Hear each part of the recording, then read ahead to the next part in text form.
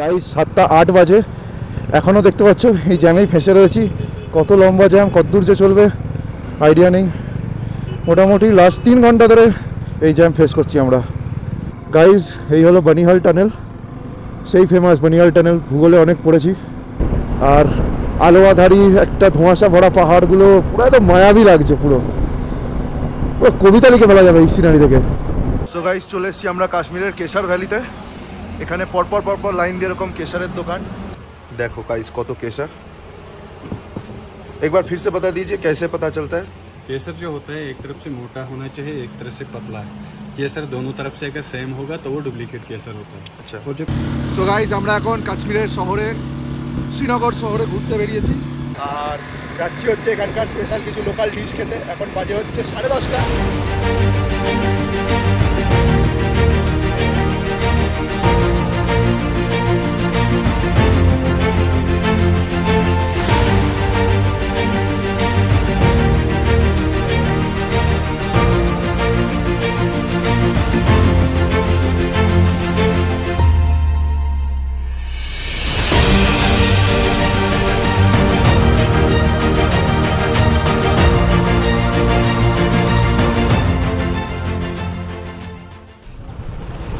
Guys যাবো কি আবার জ্যাম সামনে, পুরো দেখতে পাচ্ছ একদিকের রাস্তা, তাতেই পুরো 3টে করে লেন করে গাড়ির জাম হয়ে গেছে।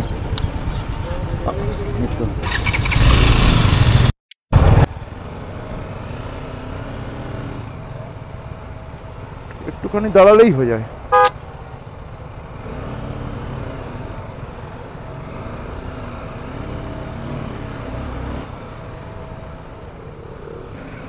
বেরিয়েছি অনেক কষ্টে ওইটুকু জায়গা থেকে।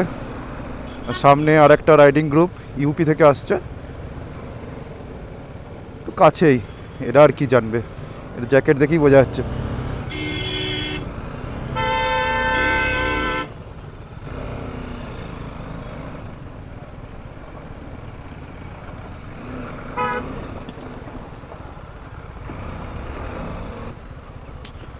এখানেই অ্যাডভেঞ্চার পুরো হয়ে যাচ্ছে, কি করবো।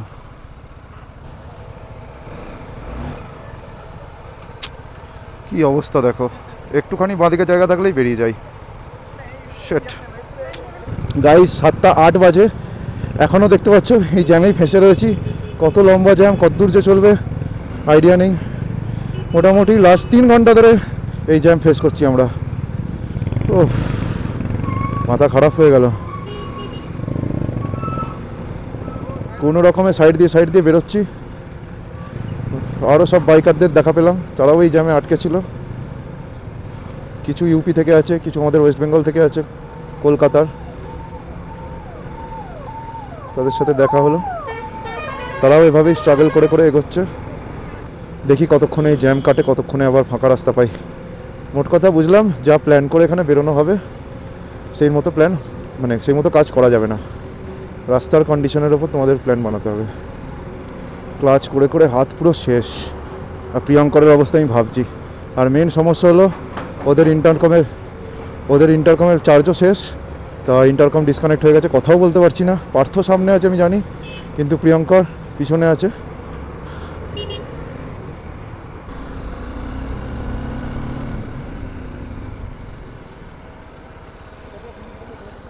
হ্যাঁ এটা দিয়ে যেতে বললো, কিন্তু এটা তো অন্য রাস্তা দেখাচ্ছে। না না ওই দা সোজা যাচ্ছে। শ্রীনগর স্টে করবো আজকে। পেহেলগাঁও, ও ইউপি থেকে এসছে, ওরাও পেহেলগাঁও যাবে। তো ম্যাপে তো অন্যরকমই দেখাচ্ছে। দাঁড়াচ্ছি, আমাদের আরেকজন আটকে গেছে পিছনে। কখন থেকে ফেসে রয়েছি।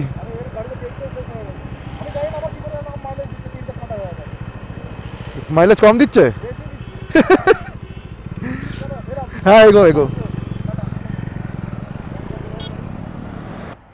আসছে চ।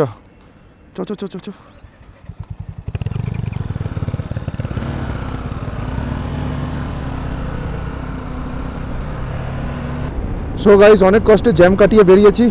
ওখান থেকে রাস্তাটা দেখতে পাচ্ছিলাম পুরো টোটাল জ্যাম। এদিকে দেখতে পাচ্ছ এই লেনে এখনও জ্যাম আছে।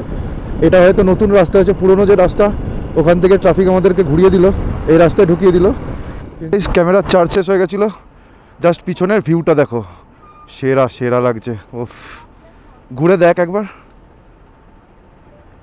আর এদিকের বাঁদিকের জ্যামটা দেখতে পাচ্ছ, এরকমই জ্যাম ছিল। এদিকে আমরা আটকে ছিলাম, কী করে যে বেরিয়েছি আমরা সেটাই জানি। আর ক্যামেরার চার্জ শেষ হওয়ার জন্য কতটা কি রেকর্ড হয়েছে আমি জানি না। আমি তো প্রেস করে কথা বলে যাচ্ছিলাম, রেকর্ড করছিলাম, কি কতটা কি হয়েছে জানি না। কিন্তু এই সিনটা জাস্ট মারাত্মক লাগছে।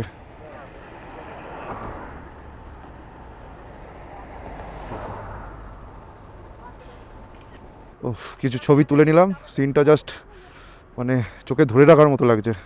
যাই হোক, কোনো রকমে এই জ্যাম ছেড়ে বেরোলাম, সাইড দিয়ে পাশ কাটাতে।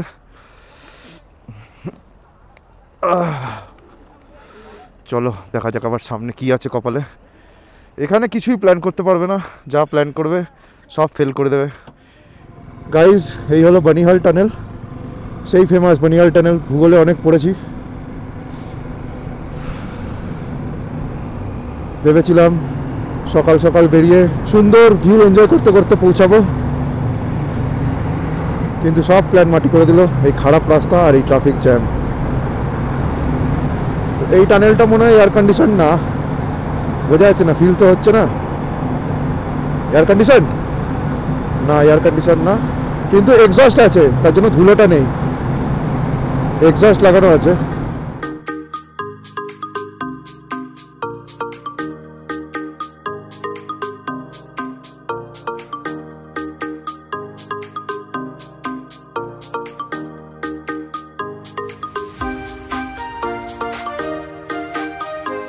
গাইস, টানেল শেষ হচ্ছে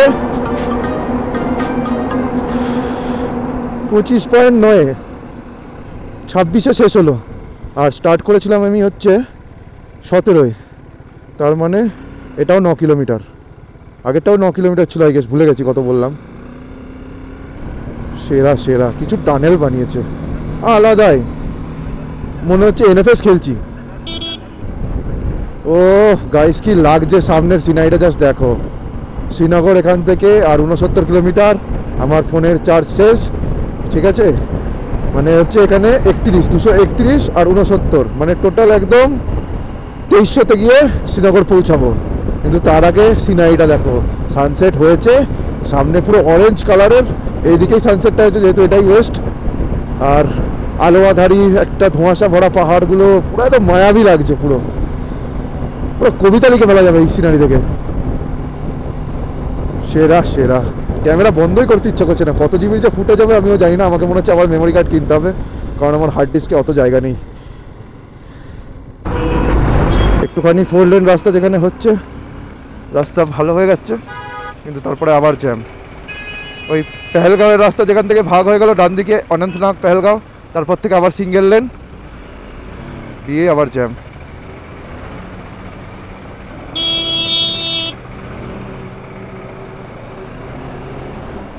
ধুলো আছে কিন্তু, হ্যাঁ ধুলো আছে বাদিকে।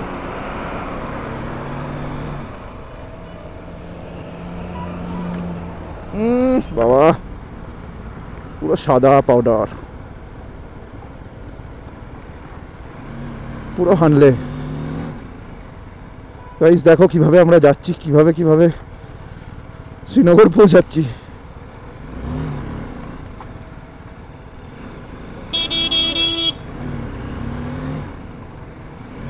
বুঝে শুনে আসিস, হ্যাঁ। রেলগেট আছে সামনে আবার, এই তো চলে এসছি রেলগেট। আসছিস তো পিছনে নাকি? ও, এখানে একটা রেলগেট আছে, এই রেলগেটের জন্যই জ্যামটা। গেট খোলাই আছে, অসুবিধা। ওই রেলগেটের পরে কিছুটা এসে আবার 4 লেন স্টার্ট হয়ে গেল। তবে এইটুকুটুকু জিনিস যা ব্যথা দিচ্ছে তা অনেকক্ষণ ধরে থাকছে আর কি। কী বলবো তোমাদের, এই প্যাচটা অল্পই ছিল কিন্তু ব্যথা ভারী দিল। গাইস, বাঁদিকে এই যে রাস্তাটা চলে গেল, এই রাস্তা দিয়ে হচ্ছে পুলওয়ামা। এইসব নামগুলো এতদিন টিভিতে দেখেছিলাম, খবরে শুনেছিলাম, আজ সেগুলো সামনে থেকে দেখছি সেই বোটগুলো একটুখানি দূরে এখান থেকে, যেখানে আমাদের 14ই ফেব্রুয়ারি, যেখানে আমাদের 140 জন সৈনিক শহীদ হয়েছিল পাকিস্তানের অ্যাটাকের জন্য, সেটা এখান থেকে কাছেই সেই জায়গাটা। শ্রীনগর সোজা। সো গাইস, চলে এসেছি আমরা কাশ্মীরের কেশর ভ্যালিতে। এখানে পরপর লাইন দিয়ে এরকম কেশরের দোকান। শ্রীনগর ঢোকার মোটামুটি এই 25 কিলোমিটার আগে। তো এরকম একটা কেশরের দোকানে যাচ্ছি, জমিনদার কেশর মহল। তোমরা সবাই জানো কাশ্মীরের কেশর ফেমাস এবং অরিজিনাল। সামনেও পরপর লাইন দিয়ে ওদিকে কেশরের দোকান, এদিকেও ছিল, পিছনে সামনেও আছে। একটু কেশর নিয়ে যাই। ঢুকেই একটা আলাদা রকমই সেন্ট, আলাদাই সেন্ট একটা ঢুকে।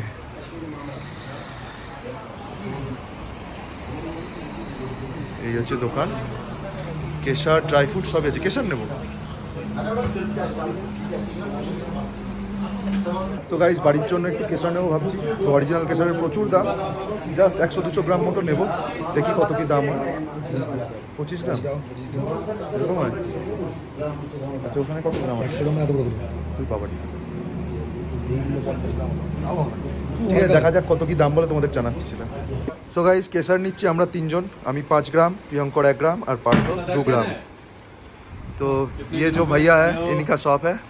आपका ही शॉप है ना? हाँ, जमींदार। वो क्या आपका पापा जी? हाँ, उनके पापा जी, इनके बेटा जी जमींदार। वो दिखाया आपका शॉप, बाहर से वीडियो बनाया।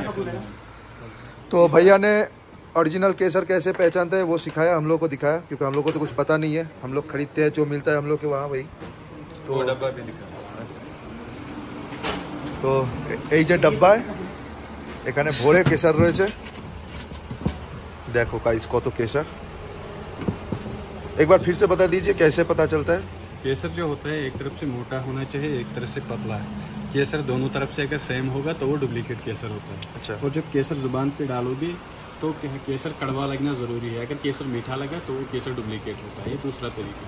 तीसरी और मेन पहचान जो केसर की होती है, केसर का रंग होता है लाल, लेकिन अगर केसर आर्टिफिशियल होगा, डुप्लीकेट केसर होगा, वो कलर चढ़ाया हुआ केसर होगा, जब आप उसको चबाओगे तो वो चबाने पे वापस वही लाल कलर छोड़ता है। लेकिन ओरिजिनल केसर जो रहता है वो लाल से लाल कलर नहीं, वो येलो कलर छोड़ता है। ये 3 तरीके हैं केसर को पहचानने। সো গাইজ, আমরা টেস্ট করে দেখেছি, বাকি ফার্স্ট স্টেপটা তো দেখলে তোমরা, যে কেশরের সাইজ কাটিং মানে কীরকম হবে সেটা। আর 2 আর 3 নম্বরটা আমরা টেস্ট করে দেখেছি, হ্যাঁ কারবা ছিল এবং হ্যাঁ হলুদ কালার, ইয়েলো কালার ছাড়ছে, ইয়েলো কালার ছাড়ছে। আর ডুপ্লিকেট হলে ভাইয়া বাংলাও জানে, আমাদের বাংলা কথা শুনেই বুঝে গেল যে আমরা বাংলা বলছি, বাংলা থেকে এসেছি, ওয়েস্ট বেঙ্গল থেকে।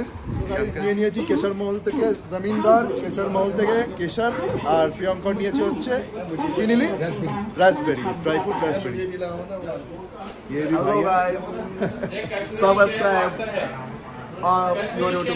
Thank you. और अभी चलते हैं क्योंकि हम लोग को जाना भी है, কারণ আমি হিন্দি বলছি। আমাদের যেতে হবে শ্রীনগর, কারণ সেখানে রুম এখনো ঠিক করা নেই, আমরা ডাল লেকের পাশেই থাকবো, তাই তো? চলো দেখা হচ্ছে রাস্তায়। তো guys, finally we are entering Srinagar. এখন টাইম হচ্ছে 9:40।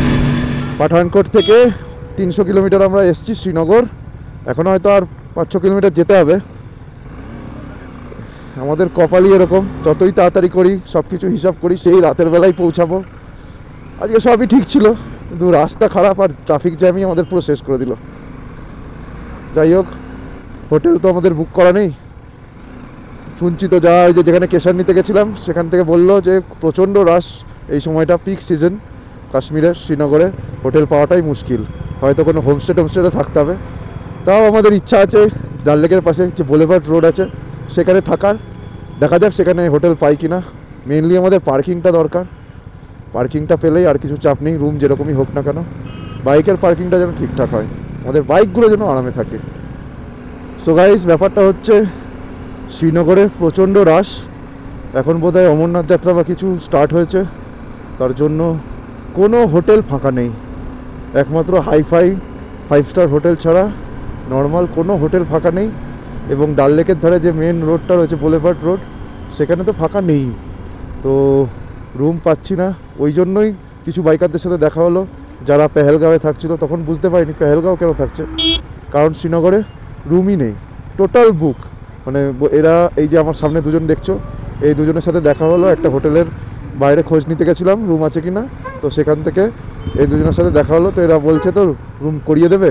দেখা যাক, 3,500 টাকা বলছে। রুমের ছবি দেখে তো ভালোই লাগলো এবং মেনলি পার্কিংটাও আছে। তো দেখা যাক, অপশান তো আর কিছু নেই। আর বলছিল হাউস বোটে থাকলে কোনো ব্যাপার না, হাউস বোট হয়ে যাবে, কিন্তু হাউস বোটে তো আমরা থাকবো না। হাউস বোটে থাকলে বাইক ছেড়ে যেতে হবে অন্য জায়গায় পার্কিংয়ে। আমাদের কালকের মতোই প্ল্যান যে আমরা লাগেজ নামাবো না, বাইকেই থাকবে, শুধু যেটুকু দরকার স্যাডেল ব্যাগ থেকে বের করে নিয়ে রুমে চলে যাব। তো এই হচ্ছে ব্যাপার, দেখা যাক কতটা জেনুইন নাকি ফেরেববাজ। সো গাইস, আমরা এখন কাশ্মীরের শহরে, শ্রীনগর শহরে ঘুরতে বেরিয়েছি আর যাচ্ছি হচ্ছে এখানকার স্পেশাল কিছু লোকাল ডিশ খেতে। এখন বাজে হচ্ছে 10:30। আমরা জাস্ট রুমে লাগেজটা নামিয়েই বেরিয়ে পড়েছি, কারণ খেতে হবে। মারধর গুস্তা মানে কী সব বলছে, ওই সবগুলো খেতে হবে জিনিসগুলো। সব দোকান বন্ধ হয়ে গেছে দেখতে পাচ্ছি, প্রচুর লেট করে ফেলেছি আমরা ঢুকতে। বাকি জিনিসগুলো কালকে মানে হয়ে গেছে আর বিভিন্ন কারণে সার্কামস্টেন্সেসে লেট হয়ে গেছে।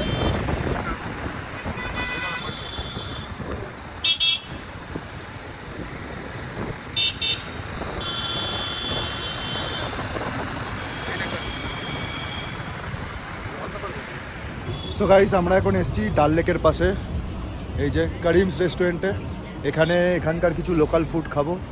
কি একটা আছে আজওয়ান থালি, অনেক রকমের ওখানে ফুড রয়েছে, নামগুলো এখনো মনে নেই। তো সেইগুলো অর্ডার করেছি, 2টো থালি অর্ডার করেছি, 3 জনের জন্য যথেষ্ট। তো সেই 2টো থালি দেখা যাক কী ওর মধ্যে আছে, তোমাদেরকে ডিটেলসে বলছি গিয়ে। তো খুব খিদে পেয়েছে, আজকে লাঞ্চ সেরকম প্রপারলি হয়নি, তো দেখা যাক। আর এখানে এই যা রাস্তা, প্রচুর জ্যাম। এই করিমস খুঁজে পেতেই মোটামুটি আরও আধ ঘন্টা আমাদের চলে গেছে হোটেল থেকে বেরোনোর পরে যে খাবো। তো চলো ভেতরে যাওয়া যাক, আর তোমাদেরকে বলছি ওই থালিতে স্পেশাল কী কী আছে। আর এই যে আমার সামনে, এখান থেকে দেখতে পাচ্ছ এরকম জায়গা থেকেই ডাল লেক স্টার্ট, পুরো এদিক দিয়ে লম্বা চলে যাচ্ছে, অনেক বড়।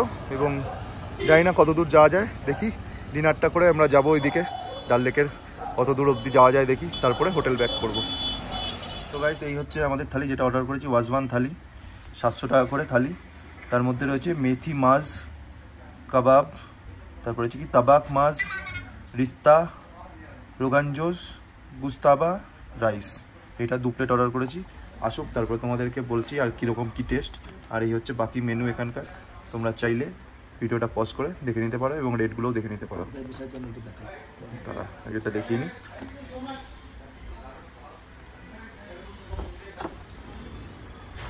আর আমরা কোথায় বসে আছি একটু দেখে নাও, পুরো একদম শাহি স্টাইলে।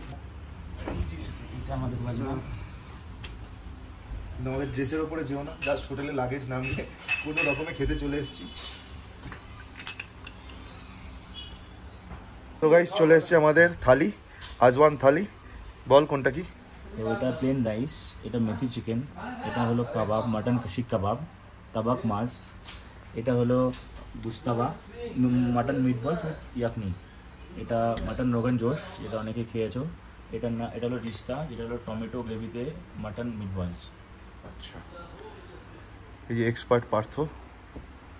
তো চলো আর সময় নষ্ট না করে টুট পড়ো। গাইস, এই যে তাবাক মাছ, এটা পুরো একদম কি বলবো, এটা মাছ ভাজা টাইপের খেতে, মাটনের কিন্তু মাছ ভাজা টাইপের, রিব যেটাকে বলে, কিন্তু মাছের মতো করে প্রিপেয়ার করা আর কি, ওরকম টেস্ট লাগছে। ঘিতে ভাজে এটা।